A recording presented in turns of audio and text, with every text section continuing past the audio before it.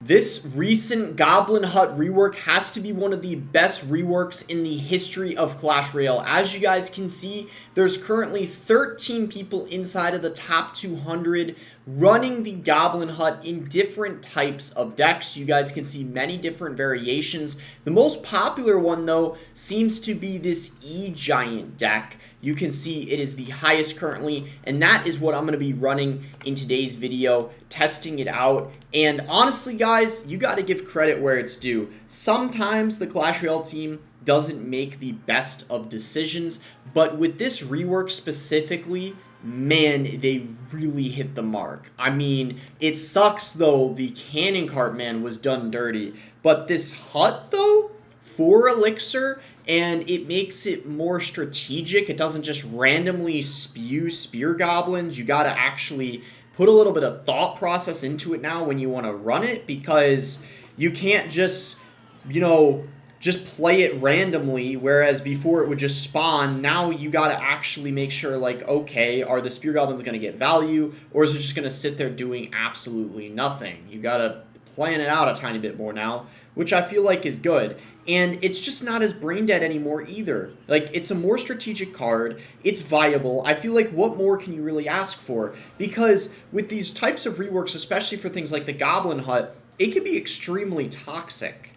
Like, very toxic if they rework it and it becomes broken. But with where it is now, the use rate of it is pretty fair, if you ask me. It's not even the best building in the game currently, but it's not the worst anymore either, which I think was ultimately the goal of the rework, making one of the spawners that has pretty much been an F-tier card for the longest time actually have some potential now and add more creativity inside of decks. So I really got to applaud them for this rework. It's just one of the best we've seen in a very long time. Like, a lot of reworks just end up kind of failing, or I feel like kind of the reasoning for them doesn't make a whole lot of sense, like maybe the cannon cart or other reworks we've had in the past. But I've just really liked this one, and now the Goblin Hut is just a very fun card to play all around. We're going to get the King Tower activated here against the Firecracker, and this match is looking pretty good if you ask me. He is going to go in for the Evo Valk, so we're going to get a bowler set up, and maybe after we take care of this Valk, it's a good time to go in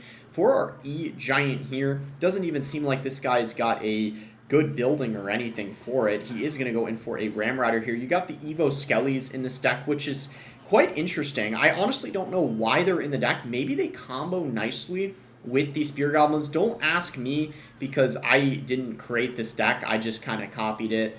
I was, maybe you could say, lazy. I just wanted to look for the best Gob Giant deck. And this one has been doing very well for me, because even before I started recording this video, I went from League 8 to League 9, and I didn't lose a single game with this deck. So technically, our win streak is actually continuing here, because I have not lost yet with this deck. It's really just been domination every single match. I mean, you really got the defense going with the Hut, and then the offense, you can't go wrong with the E-Giant, and then the bowler combo, man, can be really nasty if you get a lineup going, because it's basically almost similar to like the Magic Archer. You got to get it up a little further, but once it actually crosses over the bridge, man, it is just no joke. And then you just like NATO everything in front of the tower, get it all lined up, and it's almost like a secondary win condition sometimes if you can get the proper push going. Of course, it's pretty expensive. Sometimes it does require you being in double elixir, because, the bowler, the E-Giant, quite pricey. By the way, if you guys do hate recruits, bowler, a fantastic answer to them, at least in one lane. Sometimes what you want to do is actually play it high up as the recruits are coming closer, and then it can deal with both lanes. We can go in for the Goblin Hut here. Another person running the Firecracker. Firecracker seems to be like it's in a very good spot in this current meta. Mid-ladder players, of course, are going to be saying, like, well, she's always very good. But at least from what I've noticed, this meta, definitely she seemed to be more popular for sure. E-Giant going to be pretty decent against the Mighty Miner because of the reset against it, of course. I'm just going to go for this here, and what do we want to do here? Maybe we just go ahead and baby drag. I'm kind of scared of this Mighty Miner. Okay, I'm glad I waited. Let's just plop an E-Giant on that. A little bit of an overcommitment maybe, but I feel like it's not bad, because I don't know. He's going to have to deal with this E-Giant, and I feel like it's not going to be easy for him to do. We just NATO that Dark Goblin in.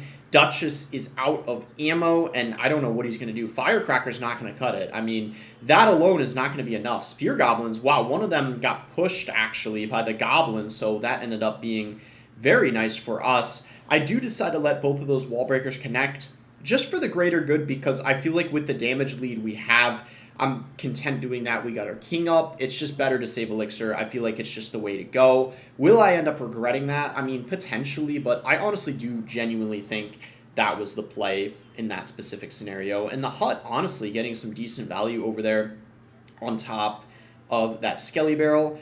And with that knight coming in, might be a good time to actually just E-Giant, because the Duchess is going to be out of ammo. The recruits aren't really going to be doing jack against that E-Giant that's coming in. The main thing is we got to watch out for the recruits on the other lane. I will NATO this in because I really just want to make sure we get the tower. And nice, he's overcommitting on defense instead of going in. I thought he was going to want to go in on offense, but he just decided to, you know, just double down on defense. I guess maybe he thought maybe he was going to defend, but Firecracker just not doing enough DPS, as you saw. Bro, what is the Firecracker doing? Oh my gosh. Bro, it just started running, oh my gosh, across the map, bro. Where was she going? I don't know what happened there. But yeah, he's going to go Mighty Miner. We just get skeletons right on top. And then maybe, all right, nice. We're looking good here. I feel like this is just a pretty super duper easy matchup. Just because there's really no way for the E-Giant to be stopped. Like, you just, the Mighty Miner, like, that's the one tank, right, that the Mighty Miner doesn't do good against, because it's like, it just gets constantly reset, as you guys know. So we're going to walk away with another really easy win here. We could just set up another hut, I guess, if we want to, and just for the heck of it. I don't even know what the point of that was, but either way, solid stuff. I think let's go into another one here, see if we can continue this win streak with this deck. I've really been unstoppable with it today. I feel like it's good. There's a reason why it seems like it's the best hut deck. I mean, it does really seem to be successful. He's going to go Bomber. I'm just going to go Bowler. Might be a little bit risky because it is a pretty big commitment compared to a Bomber, but it's like we might be able to counter push off of it, so I feel like it's fine.